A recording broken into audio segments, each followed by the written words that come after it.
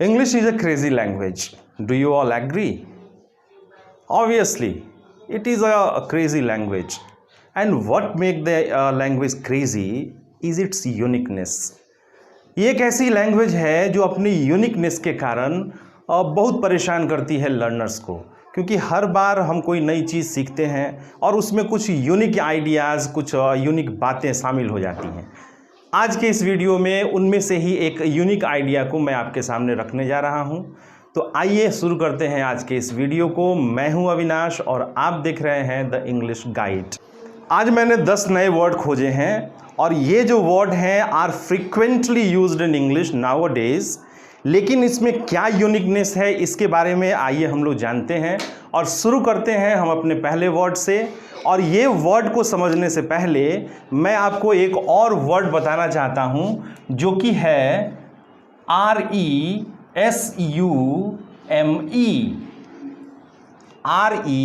RESUME। आप में से बहुत से लोगों ने इस वर्ड को देखा होगा। It is resume. ये रिज्यूम है, वर्ब है और इसको हम लोग वर्ब की तरह यूज़ करते हैं।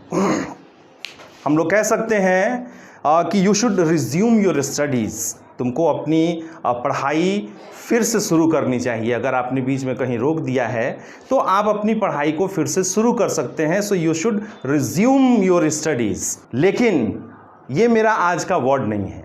मैंने आज के वर्ड को चुना है जो यहाँ आपको इस बोर्ड पर लिखा हुआ दिखाई देगा।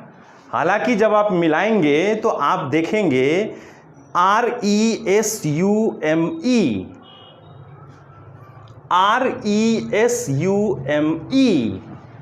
स्पेलिंग दोनों की एक समान है, स्पेलिंग दोनों वर्ड्स की एक समान है। लेकिन have you ever seen the word? क्या आपने कभी इस शब्द को देखा है? तो क्या अंतर है इन दोनों शब्दों में कि मैंने इस शब्द को नहीं लेकिन इस शब्द को इसके यूनिक होने के चलते आज के इस वीडियो में शामिल किया है। और वो यूनिकनेस आप देख सकते हैं कि यहाँ पर मैंने 2 सिंबल लगाए हैं। ये 2 सिंबल जो यहाँ लगते हैं ये इस वर्ड को यूनिक बनाते हैं और आज इसी यूनिक प्रॉपर्टी की चर्चा हम लोग आज के इस वीडियो में करेंगे। तो आप देखते हैं कि यहाँ पर एक लाइन मैंने छोटी सी खींची है और यहाँ पर जो सिंबल बनाया है ये एक कैप के आकार का सिंबल है। ये एक कैप के आकार का सिंबल है। तो मैं बताना चाहता हूँ कि ये जो सिंबल है ये काफ़ी डिफरेंस पैदा करता है जब कभी हम लोग वर्ड्स को देखते हैं, वर्ड्स को सुनते हैं। तो मैं बता रहा था कि ये जो कैप के जैसी ये आकृति है, ये जो फिगर है, ये डिफरेंस पैदा करता है resume and the word which is written here, जो यहाँ लिखा है मैंने, और ये जो वर्ड मैंने पहले आपको बताया, इन दोनों के बीच का जो डिफरेंस है वो इस सिंबल के चलते होता है। तो क्या है ये सिंबल? क्या कहते हैं इस सिंबल को और क्यों यूज़ करते हैं इस वर्ड में? या वैसे बहुत सारे वर्ड मैंने आज आपके लिए चुन के रखे हैं, क्यों इस्तेमाल करते हैं इस वर्ड को, यही आज हम लोग इस वीडियो में जानेंगे। इस मार्क को सरकम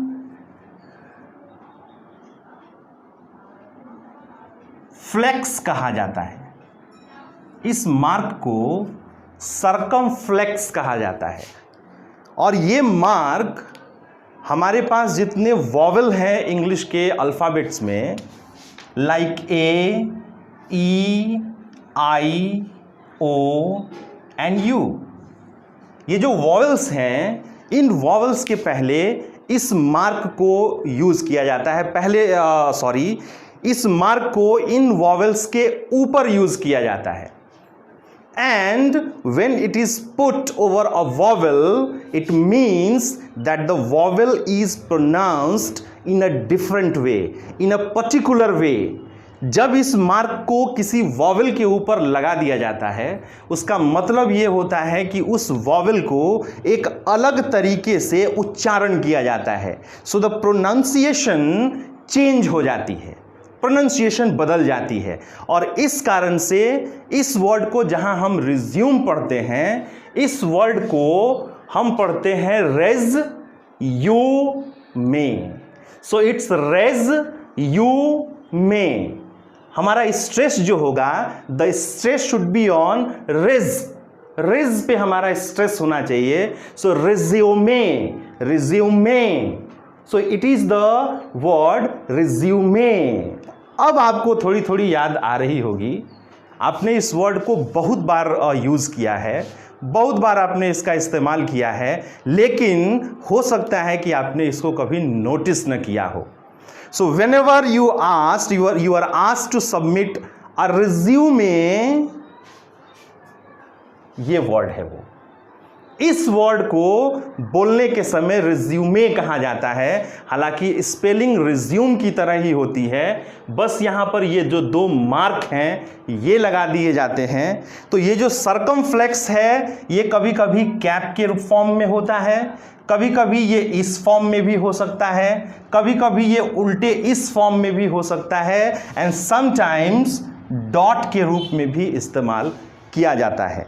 लेकिन उन सब का मतलब यही होता है कि उस वॉवल को एक पर्टिकुलर वे में प्रोनाउंस किया जाए। तो हम लोगों ने यहाँ जाना कि ये जो वर्ड है इन सारे वर्ड्स के मतलब को चेंज करता है। जैसे इसने रिज्यूम को रिज्यूमे बनाया, और रिज्यूमे जो होता है वो हमारा बायोडेटा होता है, वो हमारा बायोडेटा होता है जो हमसे मांगा जाता है जब कभी हम किसी नौकरी के लिए या किसी जॉब के लिए अप्लाई करते हैं, तो हमसे हमारा रिज्यूमे मांगा जाता है। It's our biodata.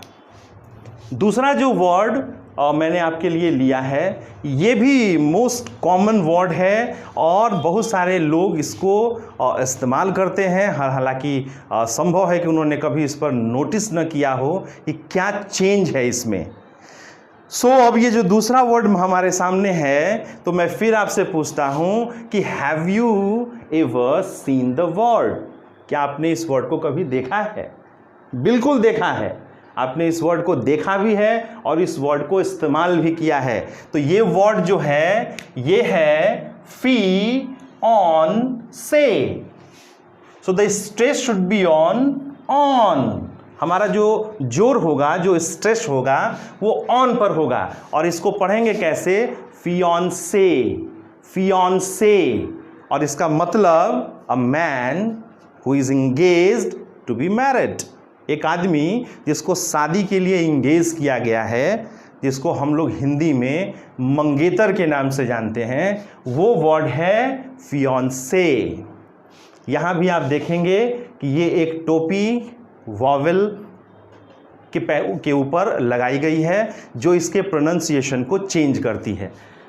और ये मेल, और जब कभी कोई फीमेल हो जो इंगेज हो शादी करने के लिए, तो उसके लिए ये वर्ड है। आप देखेंगे कि लास्ट में एक ई बढ़ जाता है। हालांकि प्रोनाउंसिएशन में fiance both the words are homophones. ये दोनों वर्ड्स जो हैं ये होमोफोन्स हैं, दोनों सुनने में एक जैसे लगते हैं, तो एक ई के बढ़ जाने से भी दोनों के प्रोनाउंसिएशन में कोई डिफरेंस नहीं होता है। So a male who is engaged to be married, a female who is engaged to be married, दोनों को हम लोग फियांसे कहते हैं। नेक्स्ट वर्ड पे हम लोग चलते हैं, और जो नेक्स्ट वर्ड मैंने चुना है आपके लिए, सो इट्स TETE और TETE।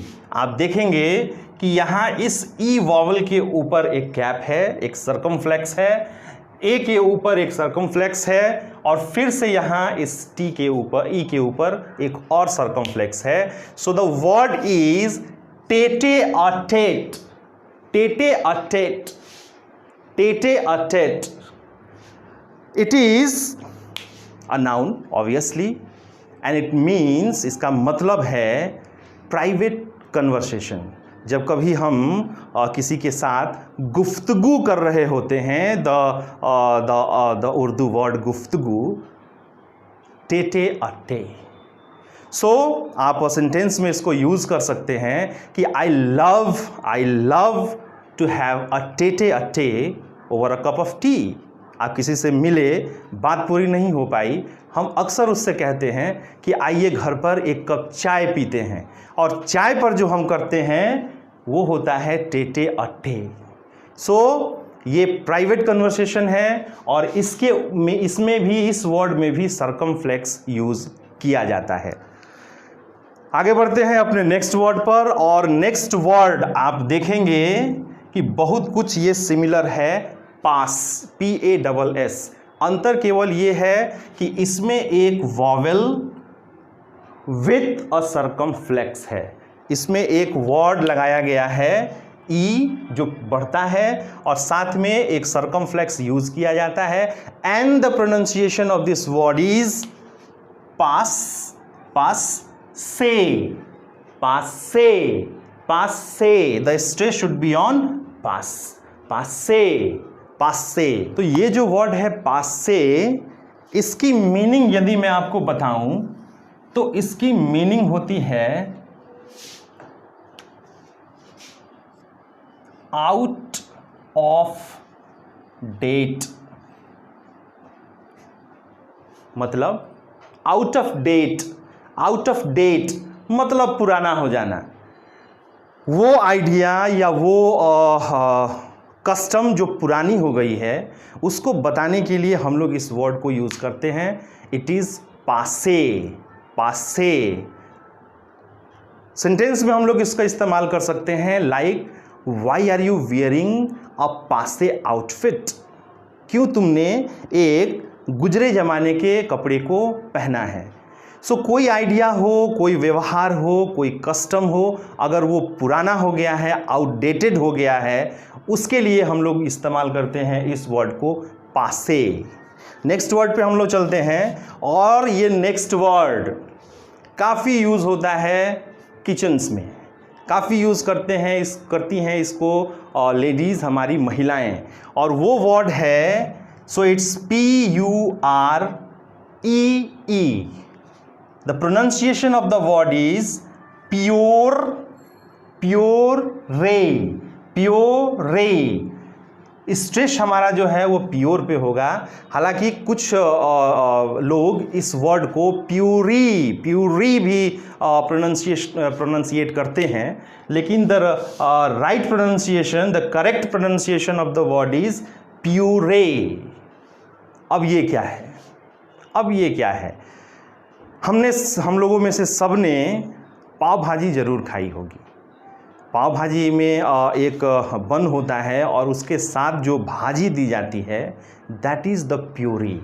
So puree is the crust vegetables and fruits, vegetables and fruits, sometimes the pulp of vegetables and fruits. जब कभी आप टेस्ट करें, जब कभी आप उसको खाएं, तो सब्जियों के और फलों के टुकड़े आपके मुंह में आए, उस तरीके से जो हम लोग तैयार करते हैं, दैट इज़ प्यूरे, प्यूरे। उसको हम लोग इस तरीके से प्रोनाउंस करेंगे।